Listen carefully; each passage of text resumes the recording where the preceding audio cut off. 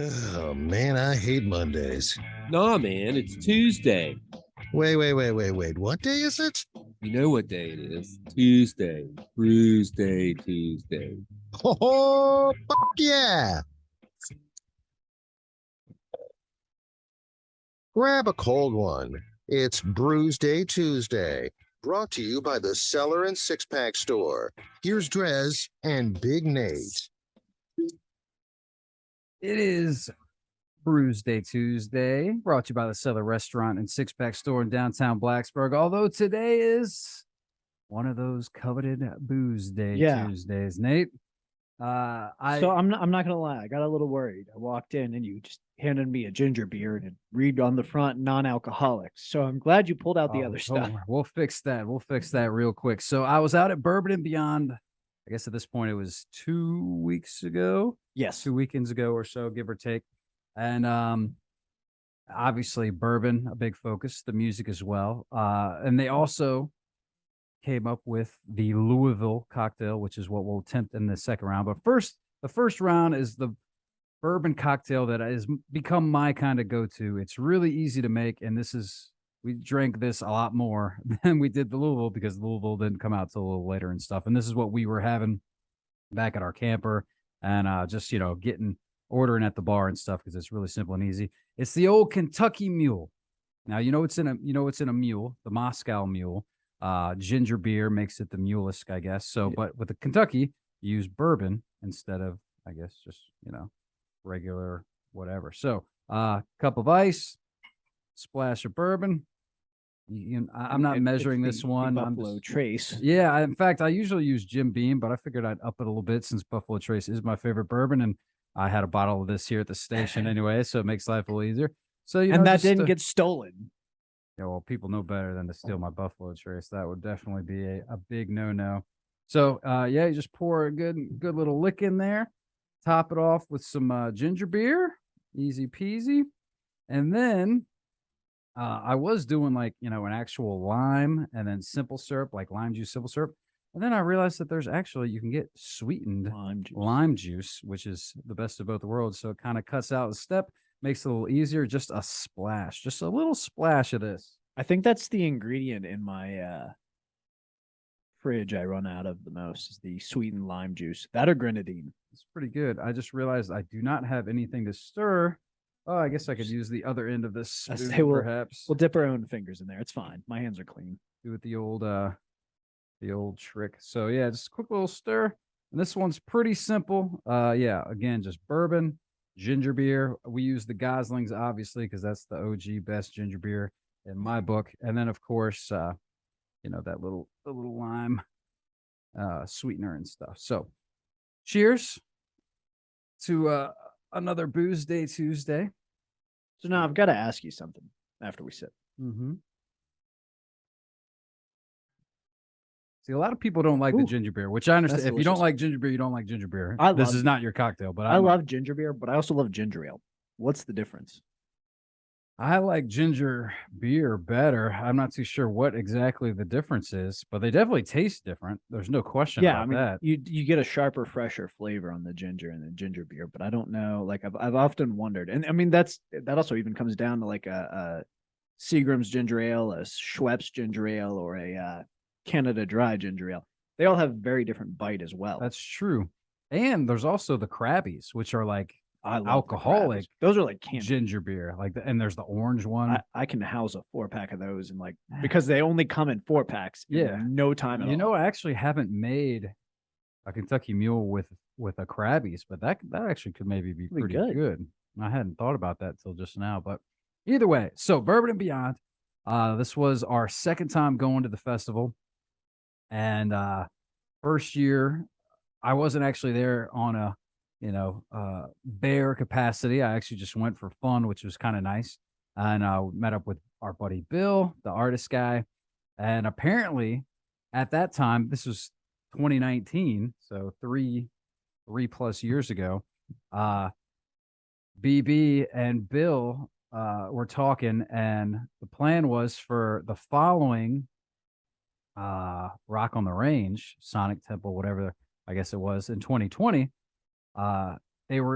Bill was going to paint me, and then have me hanging up with all the other art that he's done, and it was just going to be this huge, awesome surprise. Well, obviously, we know what happened in 2020, no festivals, whatever. So Bourbon and Beyond 2022, the very first thing we did was we went to the festival, and BB wanted to go find Bill's tent, so we find it, and then sure enough, there's the big surprise. 3 years plus in the making. He painted my mug up there, which was really, really cool and a great start to the festival, no doubt. See, knowing what I know about her, that had to have like just eaten her alive, that anticipation. That it had to take so long. And it's funny because like my birthday was, back in May, and she, got me a present or whatever. She's like, and there is one more present, but it's not ready yet. You can't have it yet. And I was just like, I had totally forgotten about it, of course. Yeah. Like come, end of September. And oh man, that was just so crazy. She's just like, I get up to the booth and Bill's there, big hug. He's like, check out my new stuff, because he's got this whole new series called Life Force. So I'm like looking through a lot of paintings. I mean, I hadn't seen them since Bourbon and Beyond 3 years ago. And so I'm looking at his stuff, and I didn't see my painting yet. So BB even had the message just like, well, who are all these people? I don't know. I don't even know these people. And I'm like, oh, come on. It's a Beastie Boys. That's Freddie Mercury. And then there's, Waylon Jennings. And then I'm like, oh, wait, that's me. It was crazy, man. No, But, and it looks so good. Like I've never. Yeah, if you didn't see I posted on our social on the Facebook. You might need to scroll a little bit. When I saw the post of it, I turned to my wife and I was like, well, that's pretty much it. I'm done giving gifts now, because it's gonna be a hard one to top. Won anything anyone can ever do. Yeah, it's pretty badass. So yeah, definitely check that out. But so that was just a great start to the festival. And then of course, I mean, it was nice because the lineup, there's some rock bands and stuff, but there's also, I mean, it's really just a broad range of music. There's some country, like Chris Stapleton was a headliner one night.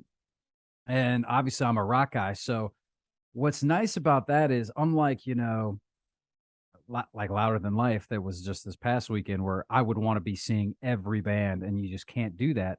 This way, there's a lot of like a little bit more downtime where I can go and experience more of the festival sort of stuff. Whereas just bam, this stage, that stage, go. And I got to do more of the beyond, if you will, like with the bourbon and all the fun experiences that they have. I think as far as festivals go, their lineup was really strongly considered and giving you enough of a crossover that there are those times where you can actually fully enjoy the festival experience. Because that is something that I've noticed. With the larger festivals, it's like, well, damn, I want to see them. I want to see them. I want to see them. I want to see them. That you like forget you're actually at a festival. It's so much more. So I think they really did nail the Bourbon and Beyond. Yeah, that's one of the things nice. So first, for day one, you had Jack White headlining. Also, Alanis Morissette was on the stage right before the next stage next to him right beforehand. Which, frankly, out of the entire all of the artists that we saw over the weekend, Alanis Morissette was probably the biggest standout to me. I was most impressed, like, with her set. Other than this shirt, the Bourbon and Beyond, just normal. That was the only shirt I bought, was an Alanis Morissette shirt. Like, I thought that set was awesome, and it was its 25th anniversary, Jagged Little Pill. So obviously playing all of the stuff off there, all the stuff that everybody wants to hear, and man, like she really brought it, man. She could sing. It was quite the performance. That album's a powerhouse, and I was wondering how much of it would be going back and revisiting that. Did she do any sort of tribute or anything to Taylor Hawkins? Yes, there was. What song was it? It actually might have been Ironic. There was like sort of, throughout the whole show, she had basically a projector behind her showing videos or whatever.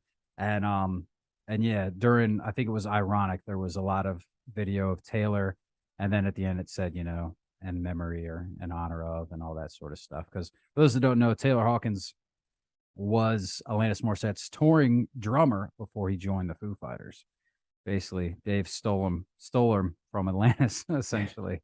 So, I mean, Alanis Morissette, it's easy to kind of recognize her impact on the 90s, but the one that stands out to me from that lineup the most, and the one that I've still not seen to this day and would have killed to see, is Pearl Jam. So yeah. How was their set?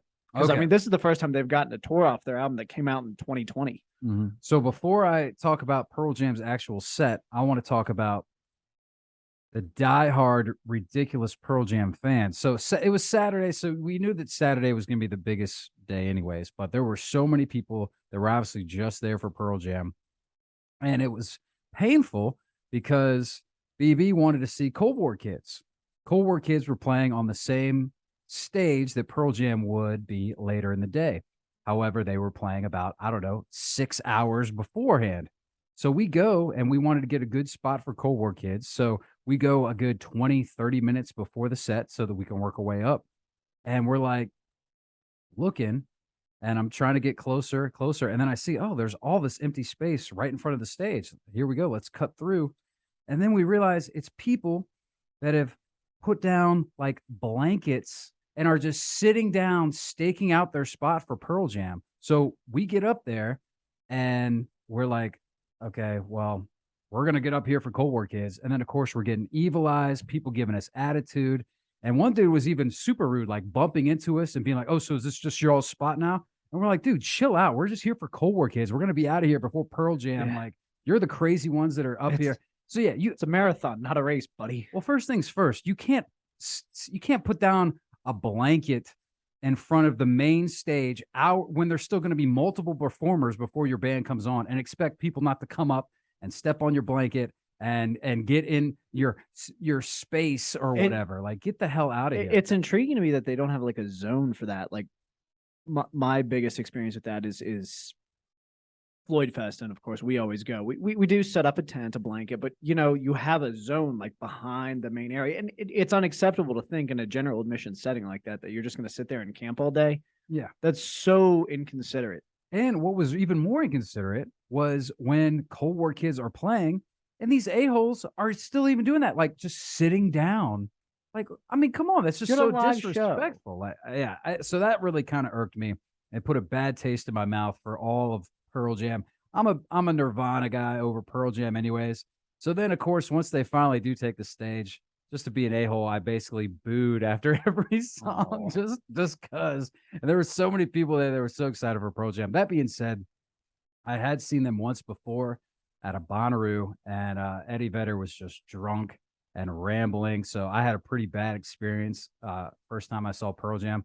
This didn't really help the whole, fans being a-holes. That being said, I'm not taking that away from and putting that on Eddie and the band. So in that regard, he was not super drunk. I did see him swig from a wine bottle once or twice on stage. However, they they did pretty good, a 2-hour set, but didn't play. I mean, they have so many hits. Yeah. And they missed so many key songs that I was just so very surprised that they didn't play, Yellow Ledbetter or Better Man or, Alive. Like they basically just were all over the map. They closed, not to dog them, but they closed with a cover of Purple Rain. Josh Klinghoffer came out and was played and sang on it too. But it was just so strange. The set list that they chose was very odd, in my opinion. This is the reason I haven't seen them. I think I have a lot of bootlegs and stuff, and you've noticed kind of as they've aged as a band, they've lost a lot of the fire, in my opinion. They still make fantastic music, but to me, like the pinnacle was them at Grass Pop in 1992. You can find live footage of it on YouTube. It's one of the most energetic shows I've ever seen. It was nothing like that. Absolutely phenomenal. And as they've gotten older, I mean, that's what happens when rock stars age. And that's the reason I haven't kind of pulled the trigger to go see them, because I know I'm not going to get that same passion, that same level of energy. But back in the day, man, I think they could have given Nirvana a run for their money. I would say unless you are a diehard Pearl Jam fan, chances are you're going to be disappointed seeing them live. That's been my that's just my personal thinking and opinion. Results may vary. That being said, I did end up getting close enough, mainly because I wanted to hopefully bump into that a-hole and be like, oh yeah, you've been here the whole time. Look, I'm back. And I saw 3 other bands and got food and drinks. And it would have been real nice to bump into them because I got close enough and stayed to the end. I did end up getting a Jeff Ament pick. I didn't bring any of my souvenir picks to show, but I probably should have. So that would have been nice to rub that in that guy's face as well. So we digress, man. I can talk a little bit about it, a lot more, but we do need to take a break. and I'm going to try my very first attempt at making this Louisville cocktail. For that, though, what do you think about the Kentucky Mule? This is my go-to, man. I mean, this is just such an easy drinker, refreshing. It's light, it's tasty. I love them. You have, if you ever like gun to your head, make a delicious beverage. This is the second time you've made me one of these in my life. Oh, every yeah, time that's right. it's We have done it absolutely before, yeah. consistent. I think it's phenomenal. It would be a 5 out of 5. It's definitely it's super easy. Unlike this next one, which is a little bit more complicated. We'll try to make the Louisville, and I'll talk a little bit more about Bourbon and Beyond. Coming up, it's a special BOOZEday Tuesday edition right here on 105.3 The Bear. Stick around.